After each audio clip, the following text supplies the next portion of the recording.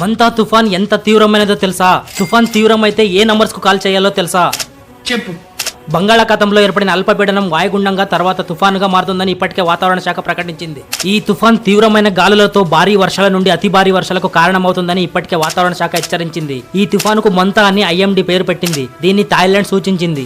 మొంతా తుఫాన్ గంటకు 100 కిలోమీటర్ల వేగంతో గాలులు వీస్తాయి. ఇది రాష్ట్రంలోని వివిధ జిల్లాల్లో వర్షాలు మరియు ఈదురుగాలులకు కారణమవుతుంది. తుఫాన్ ప్రభావంపై అధికారులు అప్రమత్తంగా ఉన్నారు. వైద్య అత్యవసర పరిస్థితుల కోసం అంబులెన్స్లు ఏర్పాటు చేయాలని హోంమంత్రి ఆదేశించారు.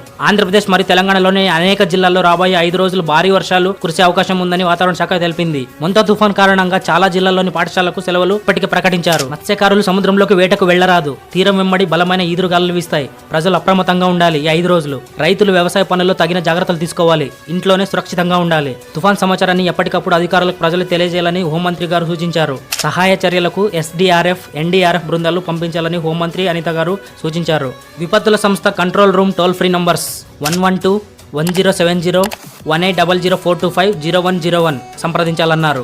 గడిచిన 6 గంటల్లో 18 కిలోమీటర్ల వేగంతో కదులుతున్నట్లు ఏపీఎస్డీఎంఏ తెలిపింది. ప్రస్తుతం చెన్నైకి 520 కిలోమీటర్లు, కాకినాడకు 570 కిలోమీటర్లు, విశాఖపట్నంకి 600 కిలోమీటర్ల దూరంలో కేంద్రీకృతమై ఉంది. ఈ రోజు రాత్రి కాకినాడ సమీపంలో తీరం దాటే అవకాశం. 44 మున్సిపాలిటీలు, 233 మండలాల్లోని 1419 గ్రామాలపై ప్రభావం.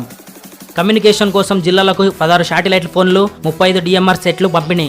ఎక్కడికక్కడ పునరావాస కేంద్రాలను ఏర్పాటు చేసి మంచి ఆహారం అందించాలన్నారు. విరిగిన చెట్లు తొలగించడం, విద్యుత్ సరఫరా, పునరుద్ధరణ పనులు వెంటనే జరిగేలా ఉండాలని, బలమైన ఈదురుగాలు వీచేటప్పుడు చెట్లు హోర్డింగ్స్ వద్ద ఉండొద్దని, భారీ వర్షాలు కురుస్తున్నప్పుడు వీలైనంత వరకు ప్రజలు ఇంట్లోనే సురక్షితంగా ఉండాలని హోంమంత్రి అనిత గారు సూచించారు. ఈ వీడియోలో ఇన్ఫర్మేషన్ ఉంది అని భావిస్తే ఒక్క లైక్ చేయండి. కామెంట్స్ లో తుఫాన్ అలర్ట్ గురించి ఒక్క మెసేజ్ ఇవ్వండి. అలాగే ఈ అకౌంట్ ని ఫాలో చేయండి.